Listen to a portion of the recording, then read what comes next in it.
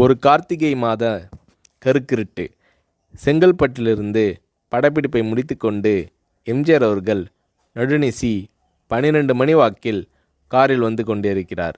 கண் விழித்தவாறே தனது காரில் எம்ஜிஆர் அவர்கள் வந்து கொண்டிருந்த பொழுது வழியில் போலீஸ் உடையில் நின்ற ஒருவரை பார்க்கிறார். எம்ஜிஆர் அவர்களின் கார் அவரை கடந்து செல்கின்ற போது எம்ஜிஆர் அவர்களின் நெஞ்சில் பொறி தட்டுகிறது. ஆள் நடமாட்டமே இல்லாத இந்த அர்த்த ராத்திரியில் அந்த போலீஸ்காரர் பஸ்ஸுக்காக காத்து நிற்கிறார் என்பதை எம்ஜிஆர் அவர்கள் புரிந்து கொள்கிறார். உடனே தனது டிரைவரிடம் காரை நிறுத்த சொல்கிறார் எம்ஜிஆர். கார் பின்னோக்கி வருகிறது. போலீஸ்காரரின் அருகில் காரை நிறுத்தி கதவை திறந்து ஏறுங்கள், எங்கே போக வேண்டும் என்கிறார் எம்ஜிஆர். பரவாயில்லை, நான் பஸ்ஸிலே வந்து விடுகிறேன் என்கிறார் அந்த போலீஸ்காரர். நேரமாகிவிட்டது, இனி இந்த ரூட்டில் பஸ் கிடையாது, ஏறிக்கொள்ளுங்கள் என்று எம்ஜிஆர் அவர்கள் வலுக்கட்டாயம் செய்ய போலீஸ்காரர் வேண்டா வெறுப்பாக ஏறுகிறார். காரின் உள்ளே லைட் போட்டு சாப்பிட்டீங்களா என்று கேட்டுக்கொண்டே தனது சீட்டுக்கு பின்னால் இருந்த பிஸ்கெட் பழங்களை எடுத்து கொடுக்கிறார் எம்ஜிஆர். இப்படி ஓசியில் பயணம் செய்வதே எனக்கு உடன்பாடில்லை. இன்னும் நீங்கள் உண்ண சொல்லி வேறு என்னை இழிவுபடுத்தாதீர்கள் என்று போலீஸ்காரர் மறுக்கிறார். எம்ஜிஆர் அவர்கள் பூரிக்கிறார். இருப்பவனிலிருந்து இல்லாதவன் வரை படித்து பதவியில் இருக்கும் எத்தனையோ பேர் எனக்கு அது வேண்டும் இது வேண்டும் என்று எம்ஜிஆர் அவர்களிடம் வேண்டியதை பெற்று செல்கிறார்கள். ஆனால் சாதாரண பொறுப்பில் இருக்கும் இந்த போலீஸ்காரரின் நேர்மை எம்ஜிஆர் அவர்களை மெய்சிலிர்க்க வைத்துவிட்டது. எம்ஜிஆர் அவர்களின் கார் கத தூரத்தில் வந்து கொண்டிருந்தாலும் காரின் நிறத்தையும் ஒளியையும் மனம் கமலும் ஓடிக்கான் வாசனையையும் வைத்து இது எம்ஜிஆர் அவர்களின் கார் என்றும் கார் சென்ற தடத்தை தொட்டு வணங்குகின்ற அளவுக்கு புகழுடன் திகழ்ந்த நேரம் அது. அரை மணி நேரம் கார் சென்று கொண்டிருக்கிறது.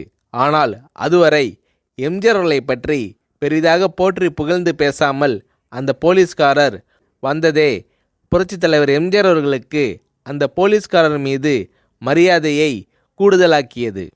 நான் தான் எம்ஜிஆர் என்கிறார் எம்ஜிஆர். கேள்விப்பட்டிருக்கிறேன் என்கிறார் அந்த போலீஸ்காரர்.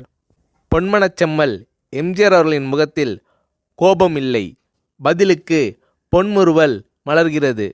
என் படங்களை பார்த்து இருக்கிறீர்களா என்று கேட்கிறார் எம்ஜிஆர்.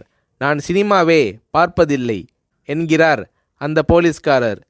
புரட்சித் தலைவர் எம்ஜிஆர் அவர்கள் இன்னும் பிரமிக்கிறார். இப்போது கார் சத்தத்தை தவிர ஒரே நிசப்தம்.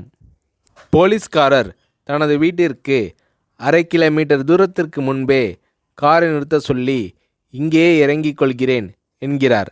ஏன், நீங்கள் குறிப்பிட்ட அந்த விலாசம் இன்னும் 1/2 கிலோமீட்டர் தூரம் இருக்கிறதே என்கிறார் எம்ஜிஆர். சாதாரண போலீஸ் உத்தியோகத்தில் இருக்கும் நான் காரில் வந்து இறங்கினால் என் வீட்டிற்கு அருகில் உள்ளவர்கள் என்னை தவறாக நினைத்து கொள்வார்கள். இதுவரை இப்படி நான் யார் காரிலும் ஓசியில் வந்து பழக்கமில்லை. நீங்கள் இவ்வளவு தூரம் செய்த உதவிக்கு நன்றி என்கிறார் அந்த போலீஸ்காரர். புரட்சித் தலைவர் எம்ஜிஆர் அவர்கள் அதற்கு மேல் எதுவும் பேசவில்லை. அவர் எந்த போலீஸ் ஸ்டேஷனில் பணிபுரிகிறார் என்பதை மட்டும் கேட்டு தெரிந்து கொண்டு கிளம்புகிறார். அடுத்த நாள் செங்கல்பட்டு போலீஸ் ஸ்டேஷனுக்கு ஃபோன் செய்து நான் எம்ஜிஆர் பேசுகிறேன் என்கிறார் எம்ஜிஆர். ஃபோனை எடுத்த டிஎஸ்பி உதறலோடும் உற்சாகத்தோடும் தலைவரே வணக்கம் என்கிறார். இரவு சந்தித்த போலீஸ்காரரை பற்றி விசாரிக்கிறார் எம்ஜிஆர். அந்த டிஎஸ்பி சொல்கிறார், நீங்கள் குறிப்பிடும் அவர் இன்று விடுப்பில் இருக்கிறார். அவர் கையூட்டு வாங்காதவர், கடமை தவறாதவர், காவல்துறையின் நேர்மைக்கு இவரே இலக்கணம். வெற்றிலை பாக்கு, பீடி, சிகரெட் போன்ற போதை வஸ்துக்கள், நாடகம், சினிமா போன்ற பொழுதுபோக்கு அம்சங்களையெல்லாம் இவர் அறியாதவர். கல்யாண வயதில் உள்ள 3 பெண்களையும் கரை சேர்க்க முடியாமல் கஷ்டத்தில் இருக்கிறார் என்கின்ற விபரம் டிஎஸ்பியால் எம்ஜிஆர் அவர்களுக்கு சொல்லப்படுகிறது. அவரை நாளை என் தோட்டத்திற்கு வர சொல்லுங்கள் என்கிறார் எம்ஜிஆர். கேட்டுக்கொண்ட டிஎஸ்பி உங்களோடு ஃபோனில் ஆளுக்கு ஒரு வார்த்தை பேச இன்ஸ்பெக்டர், சப் இன்ஸ்பெக்டர் உட்பட எல்லோரும் ஆசைப்படுகிறார்கள். ஃபோனை அவர்களிடம் கொடுக்கலாமா என்கிறார். எம்ஜிஆர் அவர்கள் கொடுங்கள் என்கிறார். பேசுகிறார். அந்த போலீஸ் ஸ்டேஷனே புண்ணியம் பெற்றதாக மகிழ்ச்சி அடைகிறார்கள் அந்த போலீஸ்காரர்கள். மறுநாள் அந்த போலீஸ்காரர் ராமவரம் தோட்டத்திற்கு அழைத்து வரப்படுகிறார். அவரிடம் பேப்பரில் மடித்த பெரிய பணக்கட்டை கொடுத்து, இதை வைத்து உங்கள் பெண்களின் கல்யாணத்தை நடத்துங்கள் என்கிறார் எம்ஜிஆர்.